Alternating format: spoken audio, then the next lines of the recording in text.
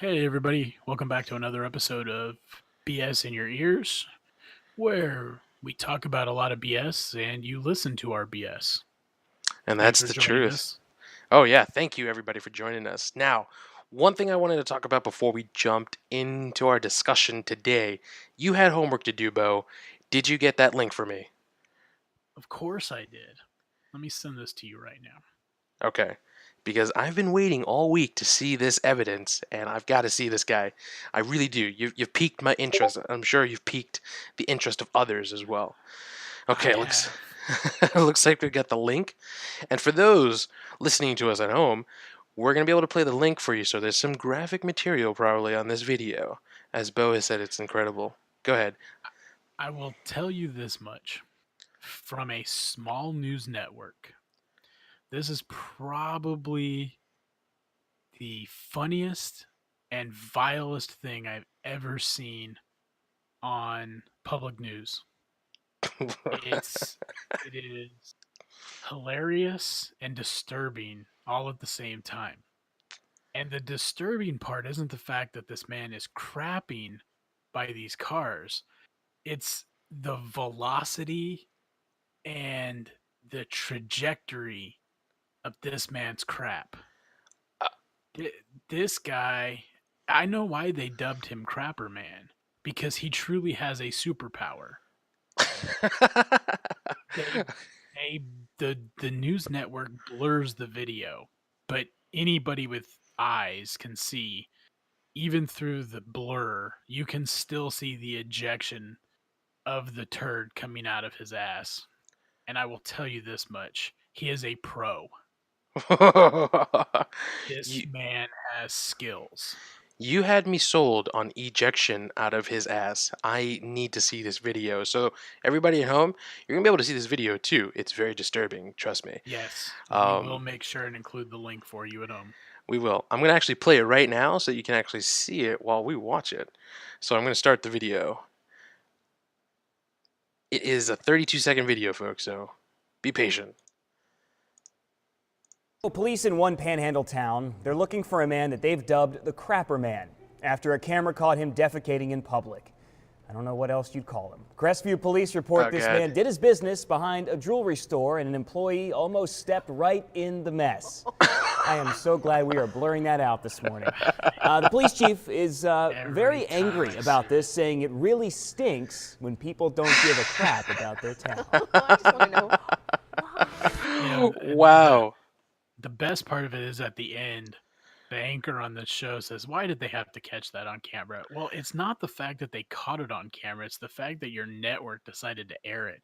You could have simply shown a picture of the guy before he dropped his pants and just fired his business out into the parking lot, but no, you guys had to show the whole thing in Exactly. its entirety. So, Exactly.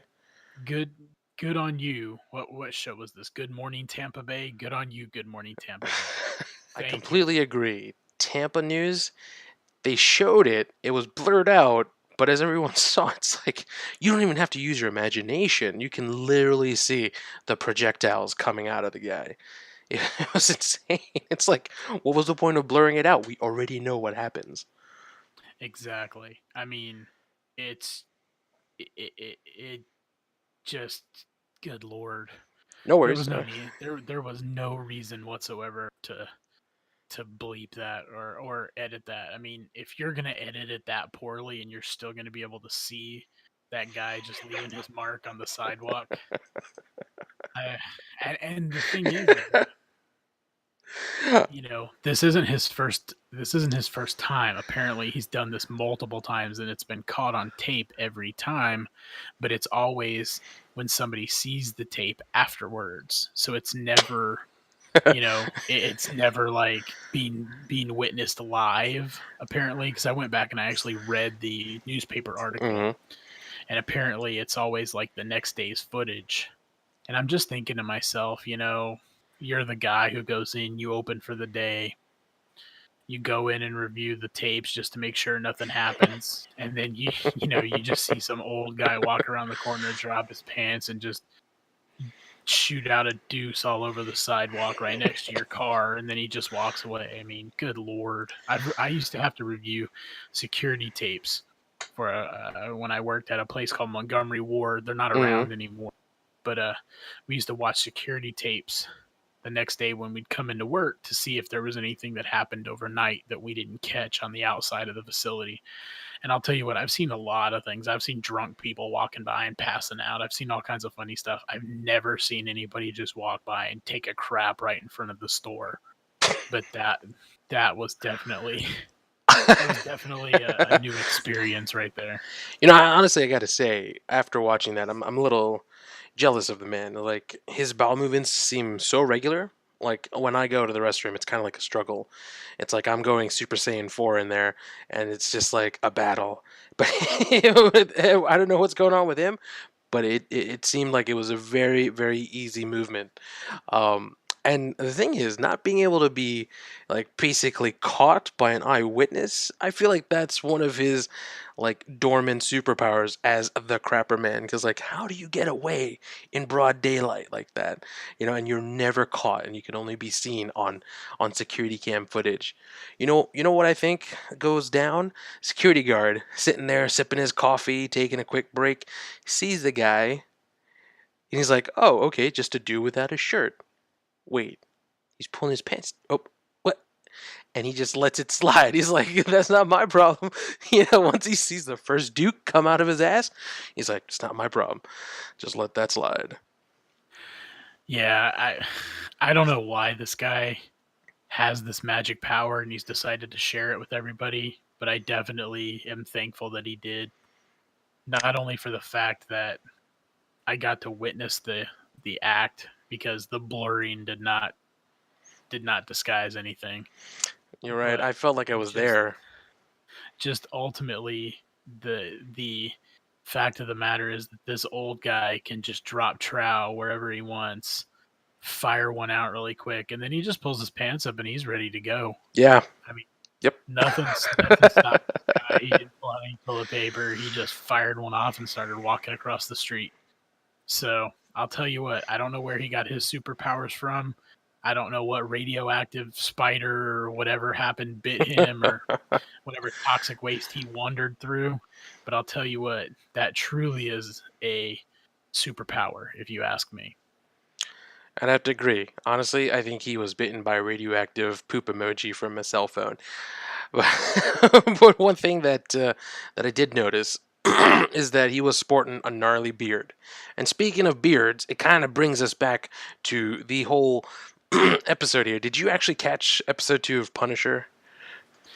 Of course I did. Ah, well, that's kind of like a dumb question on my part. Of course you saw it. I gotta say, John's beard that he grew to play Frank Castle all rugged, 10 out of 10, man. I felt manlier just watching his beard. I was like, swoon? Yes. Too bad I can't grow a beard like that. Yeah, that's the thing, man. My beard just, I don't know what's going on with my beard. It just doesn't come in right. Like, it comes in spots, and then nature just decided to say, nah, we're not going to fill that in for you. So no matter how long I let my beard grow, I kind of look like I don't even know how to describe it.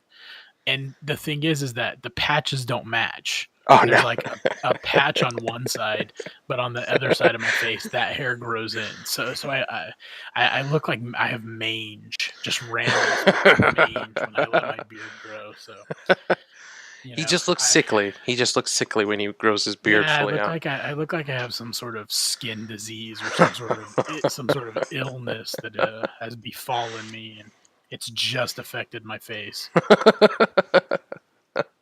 See, I have the opposite problem with my beard. It's like it grows really bushy. The only problem is like I've got really long, straight kind of hair, and for some reason my beard takes on that. It doesn't curl or feel bouncy. It's very pointy and stabby like a cactus tree. So like I've had people tell me in the past, like when you kiss a girl and she's like, "Ow, shave it off, shave your mustache, it's pricking me," and like that's my curse. It's like a prickly cactus, and it doesn't look as bouncy as Frank Castle's beard, which I'm so envious of. But enough of the beard talk. I'm okay. I'm gonna live with my prickly cactus beard, and Bo's gonna live with his mangy, sickly looking, like 2 hours and 2 seconds from death beard. But Yep. we'll talk a little bit more about the show. So, was there anything that you that stood out for you that you wanted to talk about, Bo, or bring up? Dude, this episode, I I like this episode a whole lot. Part of the reason why is he does lose the beard Mm-hmm. finally, which is good because then I don't feel so bad about my splotchy beard. But no, I really like the interaction, with the characters again. We really got to see more from Anvil, and I like how Medina, she wants to really get into Anvil and kind of infiltrate him, so she weasels her way in with that little ruse of, hey, let's go do a training exercise.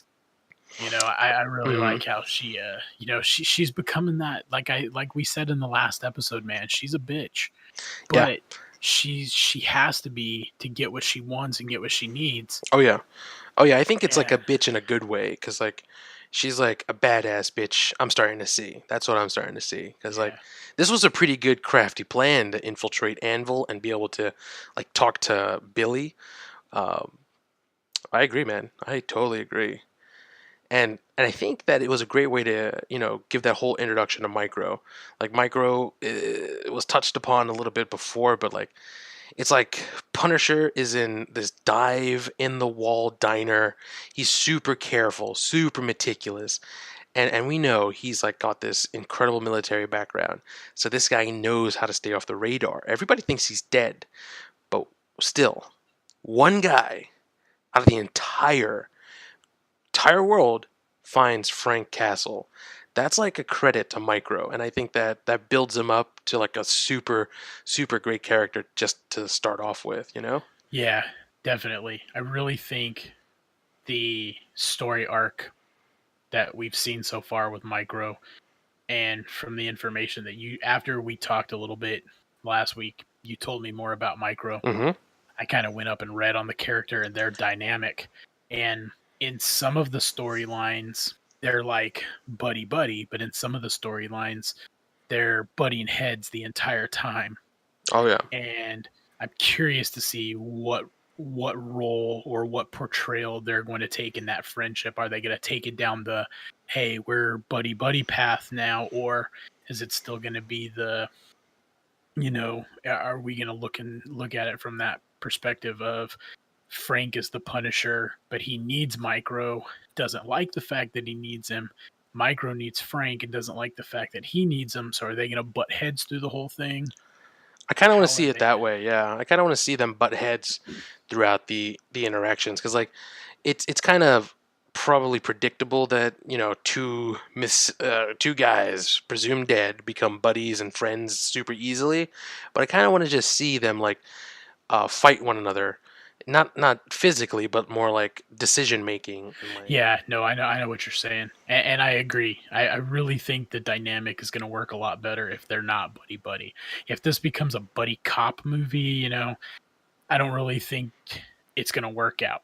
Yeah. And I know that some people have already binged the whole thing, and I've tried to avoid spoilers, so I haven't For really sure. been going out there and looking. So I haven't really seen anything that says particular what's going to happen, which is good because I've been filling my time between not splurging this and watching other shows Mm-hmm. that I haven't seen in a while, Okay. and so I've caught up on Mr. Ed and the Munsters, Oh. and so I'm really wanting to see episode 3 though, because I have a feeling that's when we're really going to see that dynamic, because in this episode, all of a sudden he goes back to his place and he sees, he's looking on the cameras, and who does he see in his house with his family? The guy that Yep. he's looking for, but the guy that he's afraid, to see face to face because he thinks he's going to kill him. Yeah. So Yep. you see him freaking out, and he's driving to the house, and he's just, you see him have that freak out moment of, what the hell do I do? Oh yeah. Oh yeah. So I don't know. I'm curious to see how that goes, and we got to see Karen again, Oh yep. We did. and And before we touch base on Karen, I wanted to talk a little bit about the whole fear, because like I think it might have been glossed over for a lot of folks, but like Frank was in that video, and Frank was pretty much like, you can see his face behind the mask. He's the one that pulls the trigger. So at this point, Micro doesn't know if Frank can be trusted too. So like they're both playing coy with one another because they don't know whether or not Frank's about to go into Micro's house and start killing his entire family. For me though, I thought Frank was gonna go in there and he was gonna he was gonna probably like seduce Micro's wife to an extent. Like I had a feeling like the moment that he saw Micro's wife, something was gonna go down. Like and that was just like Frank Castle's way of like messing with Micro. But I'll be honest, I don't think it's gonna go that way, because I think it's just my mind playing tricks on the evidence pointed in hand. But I wouldn't blame her if she took a swing at Frank Castle, because like I said, that rugged man beard. I don't go that way, but I'd say I'd probably shoot for the stars there, and I'd definitely take my shot. But yeah, you were talking about Karen coming in. yeah, yeah, it was really cool to see her come back into it. I'm curious how many times we're gonna see her. Is she gonna have Yep. a really deep reoccurring role, or Hmm. is it just, hey, help me find this guy? She helps him find him, and then that's it. You know, Yeah. No, like I know sometimes that happens with some of these spin-off shows that oh they've yeah, done, where you'll see a character for 5 minutes, or they'll be in one episode or two episodes, and that's it. yeah, But I like she's really a like quick cameo or something. yeah, and I like Karen. I really like Karen's character because she's a bitch, like, Madani too, but she's the bitch in the sense of, I'm gonna come in here, I'm gonna get my way, and I'm gonna tell you how to do it. Yeah. Yeah. She's not afraid to put her foot down, and Madani's not afraid to put her foot down, but Madani has, I think, more obstacles that she has to go through. So it's Yeah. cool to see two female roles in here where, what are we getting? You know, It's and I true. don't think, is Frank gonna take Karen to Pound Town or what? Because he's got feelings for her after that Yeah. interaction. I think so. But is it, again? Is it that you're my friend, I want to take care of you, I don't want to see anything bad happen to you, or is it, my wife's been dead for a while, you're a Yeah. pretty girl, Yeah. you ain't got a boyfriend anymore, you're not dating the blind dude anymore, That's you kind know? of that's kind of true. It's like the only problem is, like, I think I touched base on this in our first episode. I just don't want to see it boil down to, Frank, I can't let you do any more of your punishing if you love me, because like I think that's how her and the Daredevil's relationship kind of ended, is because he's always in danger. I just hope it's more like, I love you like a sister kind of thing. Like, you care about me, I care about your well-being because you believed in me and you helped me during my trial. So I feel like that might be their whole connection, not like her loving him because, oh yeah, she wants to do it, but more of them just loving one another, of like best friends kind of thing. Like, she stuck by him, and I hope they stay that way, because I really can't see a love interest for the Punisher.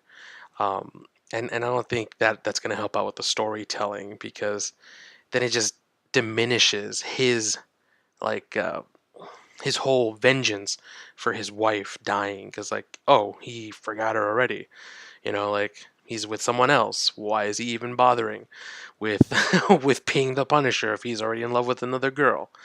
Yeah, And that was one of the things I talked about last episode. yeah, I can't see him having a love interest. I yeah, mean, maybe with what's Micro's wife's name? I think her name was Sarah. I think yeah, is what her name was. Yeah, I yeah, mean, I think so. I could see him, banging her in the kitchen on the kitchen table really quick, but in all honesty, only as a way to get under his skin. Yeah, I really don't see that becoming a thing.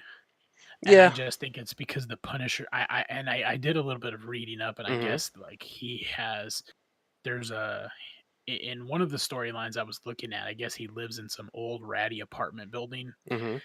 and his neighbor, a female neighbor, kind of has a thing for him, but he's kind of more or less her protector because Yeah. she's always getting like abusive boyfriends, or she's always getting mugged, or something's always happening to her. She's always the damsel in distress, and he Yep. always comes to her aid.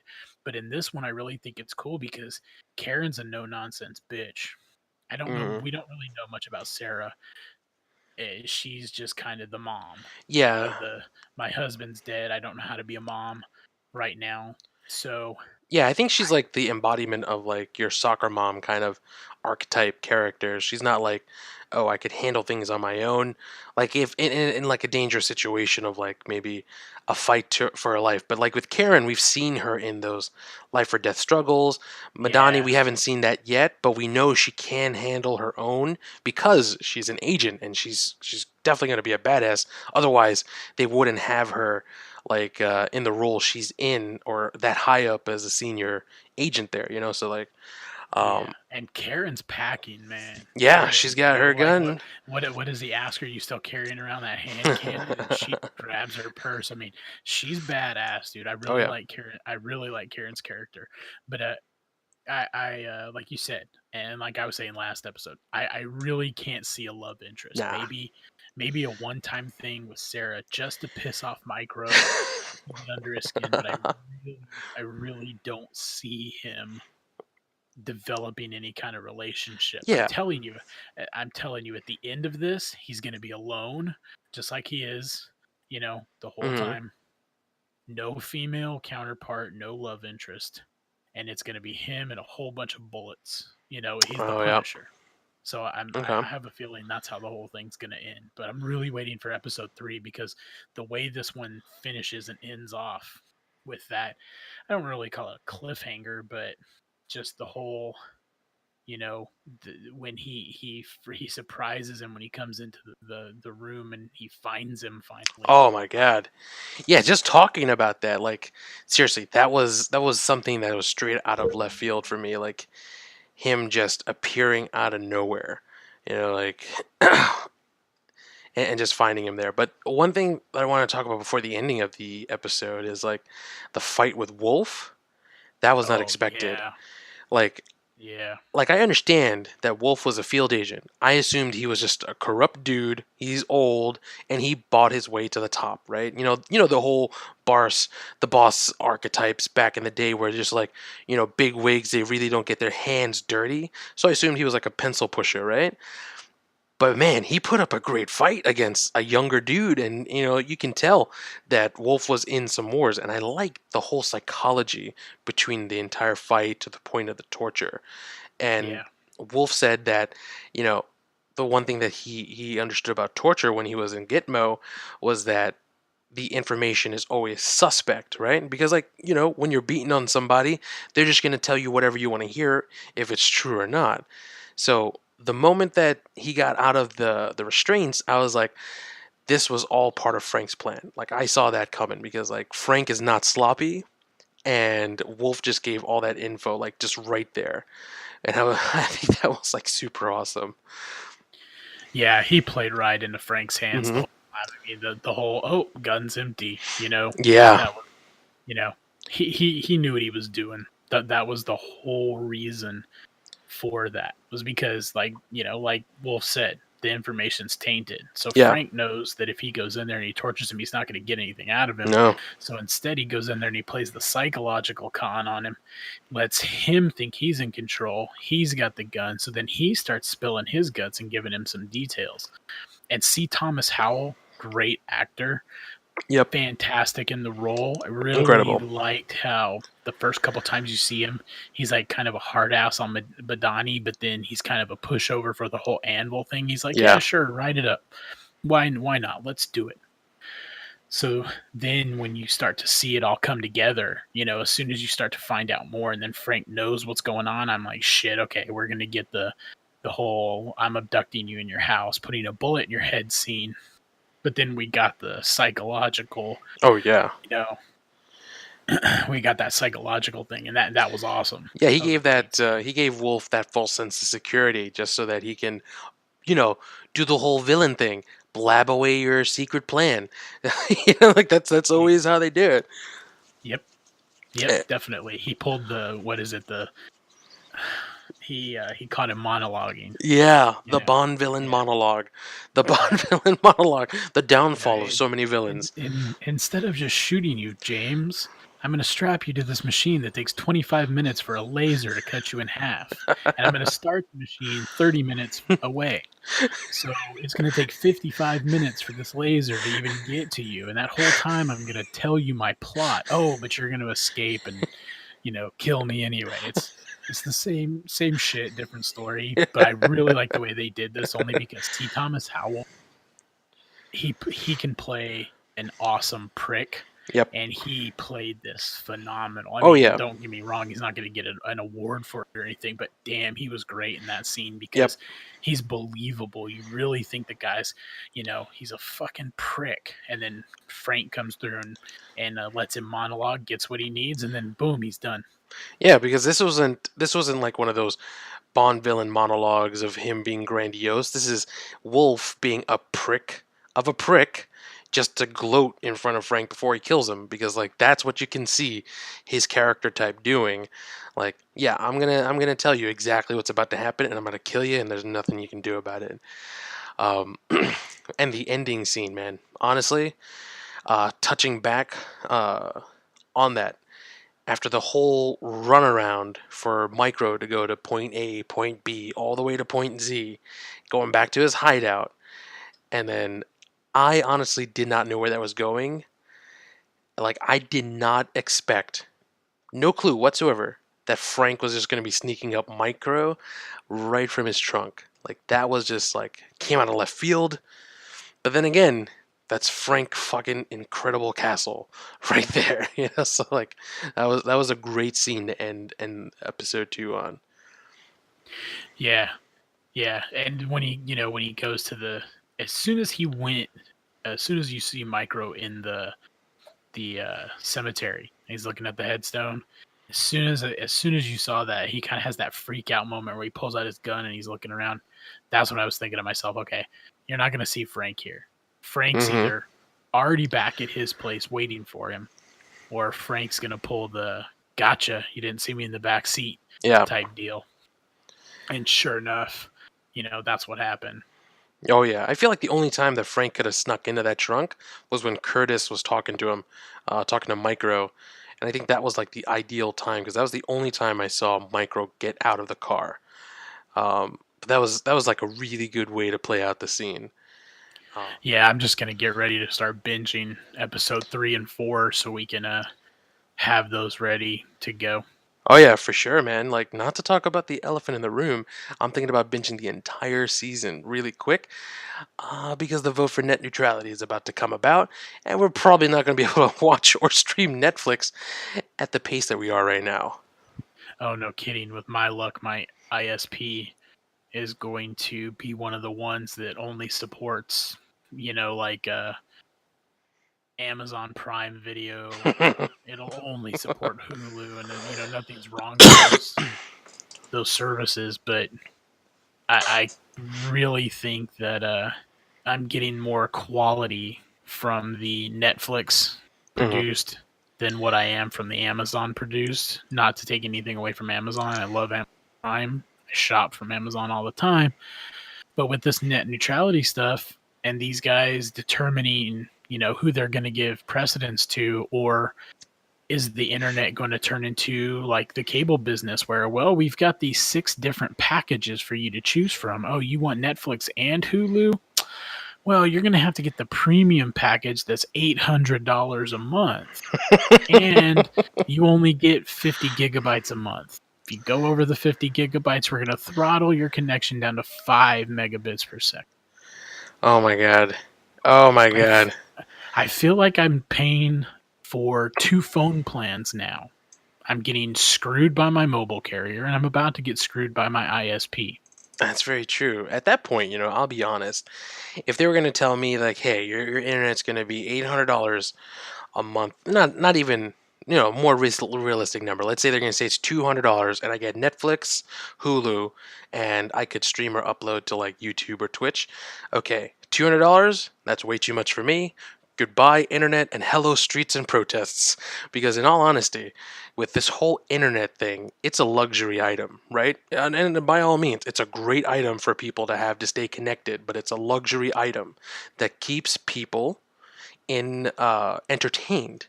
When the people are entertained, they're not protesting as much. They take that away, nobody's going to have the access to the internet, so I can't be on websites. What am I going to do? I'm not watching cable. I'm not buying cable anymore, ever again. So, and with no more internet, nothing to occupy my time, I might become an activist. I might be ending up in the streets like down with the FCC or whatever the Ajit Pai. Wow, that's such a douchebag name too. Anyway, the thing is, to me, I personally see the internet as not just for entertainment, but I actually feel like the internet has become such a part of our lives and everything we do that it's basically a utility. Yeah, I mean, it is. You can't go without water. You can't go without power. And you have to pay for those, regardless of how many fake YouTube videos there are out there about free power, which there's no such thing.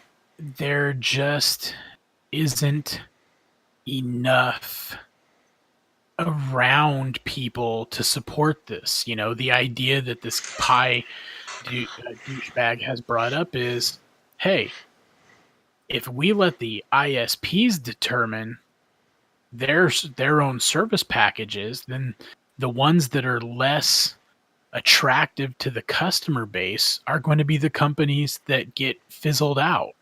The problem is where I live, if I want internet, I have one ISP. So whatever my ISP determines, I'm stuck with it. So if my ISP decides that they're going to have the shit tier, the bologna sandwich tier, and then the shrimp scampi tier, that shrimp scampi tier is going to be what everybody wants, but a lot of people can't afford it. I'm already paying $99 a month. Oh, wow. I pay $99 a month for 300 Mbps. Now, a lot of the times I get over that because my equipment can handle more than that. But if we don't watch much cable, I mean, my son doesn't even really watch cartoons anymore. He's kind of growing out of that age, and he's getting more into like the Nickelodeon type teenager shows. But even then, we can watch most of that online. I can stream just about anything, not anything, but between Hulu, Amazon Prime, and Netflix, I can pretty much get anything I want, with the exception of sports. That's the one thing that's going to kill me about losing cable, is we're a big-time college football household. So that's going to hurt a little bit, because where I live, we pull for the team that we went to school there. So we pull for that team. And the team that we pull for is almost always on CBS or ESPN. CBS, you can pay for their sports subscription monthly, and then you can pay it with your cable provider. You can get ESPN free. Now, I know Disney's talking about coming up with their own streaming service. If Disney incorporates ESPN into that, that will fix that for me. But then by the time I pay for Hulu, by the time I pay for Netflix, by the time I pay for the ESPN service, by the time I pay for CBS, I'm paying 4 separate subscriptions every month. But out of those 4 separate subscriptions, at least I'm getting what I want for the most part. Because I've tried Sling TV, I've tried a lot of these other programs, and without the internet, or with my ISP saying, you know what, we're not going to support Hulu because Hulu doesn't want to pay us. Exactly. Netflix doesn't mind paying us that extra money. So guess what? If you subscribe to Netflix, we're going to let you connect all day long, and you get the fastest service. Oh, but you want Hulu because you want those shows on Fox, or you want to watch Rick and Morty? Guess what? Hulu doesn't want to pay us. So you can have Hulu 10 Mbps, but you only get it for 30 minutes a day. After that, it's going to drop down to 5 Mbps. And out of those 10 minutes a day, it's at 3 a.m. Well, I'll be up at that time anyway, so I'll be able to. Well, I'll be able to I handle that will back too. But my point being is what is stopping these ISPs? You know, what's really going to stop these ISPs from doing this? And you know, Nothing. I've been looking at some of the things that the FTC is saying, and some of the people from the FTC are like, heck yeah, bring it on, we'll manage it, and we won't let these companies do that. Bullshit. Absolute, I call 100% absolute bullshit. The FTC has their hands full with everything else that's going on.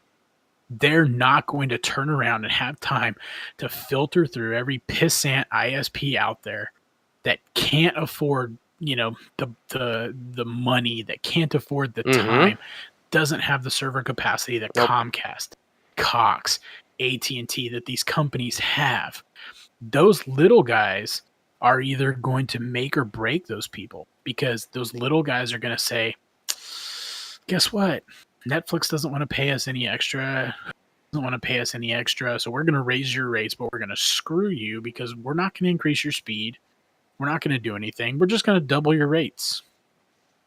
Hey, and that's what they do right now, man. Like, honestly, I'm with my internet provider, and I'm getting the same speeds as you. You're paying 99. I'm paying 127. Okay, I used to pay 99, but apparently that's not the full retail price. So I was on a quote-unquote discount for the last 15 years, and then all of a sudden the price changes. So the thing is, they've been screwing us over from the get-go. It's not brand new, and this is with regulations and the micromanaging from the government. This is them screwing us over. Imagine them not having any rules. It's not going to be a $40 increase. It's going to be a $100 increase, a $200 increase. And the thing is, you can't afford that as is. Like, I don't get where they're going to find the money from, because if you suck the person dry and there's nothing left to suck, how are you going to get anything extra from them? And there's no increase in wages either. Like, we're still making the same amount as we did when we had to pay the bill at 124, but now the bill's $200. We can't afford that. And then they'll say, "Oh, just get a smaller plan." You know what would be better? If we didn't have a plan at all and just canceled everything. And I think that's where this route's going to take, because when you don't have money to buy or pay for the internet, you really have no option. You cannot pay for it. So you won't get it.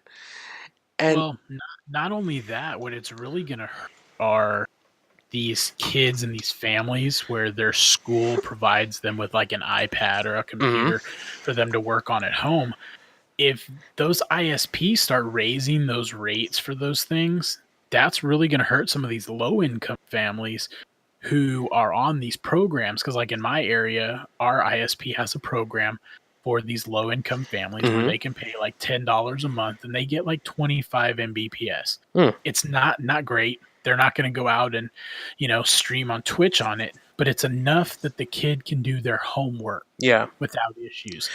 But what happens to those plans? I mean, those plans are actually in our area, are regulated through a program that's provided by the government in order to offset the cost to those ISPs. Well, what happens when net neutrality blows open? Does that go away? How are these families going to be affected by it? And here, I don't want to go too far into this because we do have the vote coming up.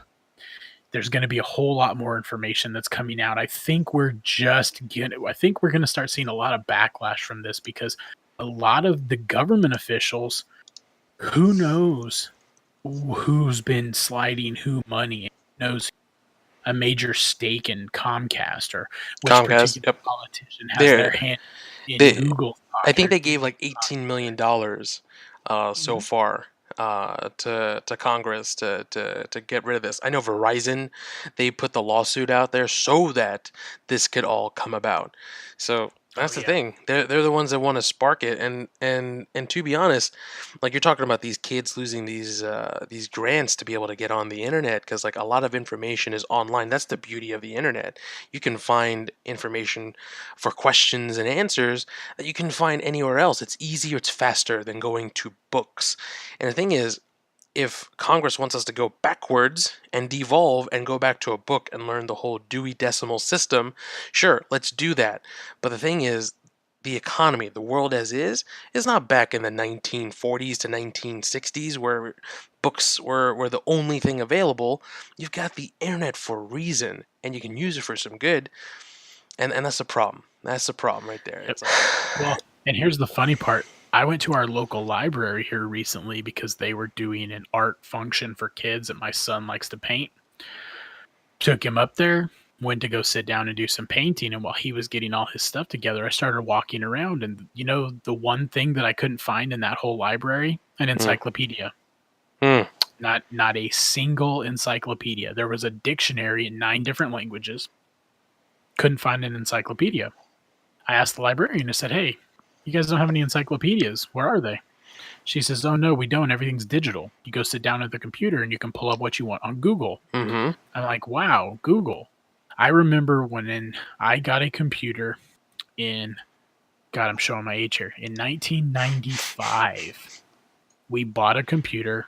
Wasn't the first family computer, but it was the real first family computer. I had a Tandy and I had I had an Apple II GS and I had an old IBM, Mm-hmm. growing up and stuff. But the first Windows computer that we really bought was in 1995, and it came with a disc for Encyclopedia Britannica.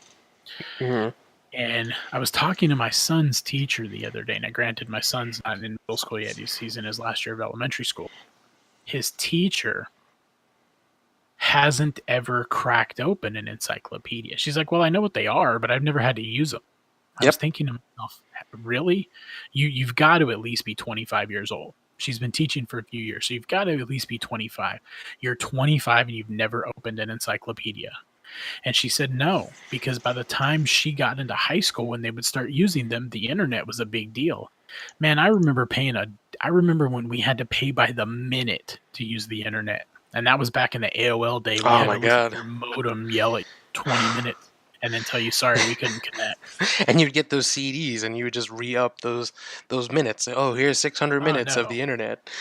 Those CDs became cup holders after a while, too. Oh yeah, But I don't want to go too much into it because we could talk about this for hours. But We do have could. the vote. We do have the vote coming up. We do have a lot of new information Yep. that's going to start popping up, and we're going to see organizations fight against it. Oh yeah, so many are out there right now, man, and we're gonna put that link in the description as well of this. Battleforthenet.com. The vote's December 14th. Battleforthenet.com is actually a pretty great site. You just enter your phone number in there, and it's gonna go ahead and call Congress on your behalf, and they'll provide you with a suggested script of what to say. And your phone number is only used to make that call. It's on their site there. There's a lot of other places like boingboing.net, battleforthenet.com is the one that we're talking about right now. A lot of these sites are going to help out with net neutrality, and if you don't know what it is, there's so many videos and everything for more descriptions on that. And yeah, we'll definitely touch base on that a little bit more later as well. Most definitely. I want to end it today by saying thank you, everybody, for listening. But this comment sums up net neutrality, and I think it's a great way to end today's episode. No name, but the comment is, it's like watching slow motion footage of a bus being dropped on kittens. I think that sums up this whole net neutrality bullshit in a brand new paper sack with a bow on top. That is that comment right there, to me, wins the internet for right now. I agree. I completely agree. And the thing is, it feels like net neutrality is going to be with all those ISPs like EA and their whole loot box system, trying to just nickel and dime you for every little penny you've got, trying to sell you little DLCs. And speaking of that, if you enjoyed our podcast, please be sure to subscribe and, like it and share it and, buy our crystals and buy our loot boxes. But, until next time, sit on tight and keep your ear holes tight. Don't let too much BS put you out for the night. Name's Sammy King. Thank you for listening. Adios.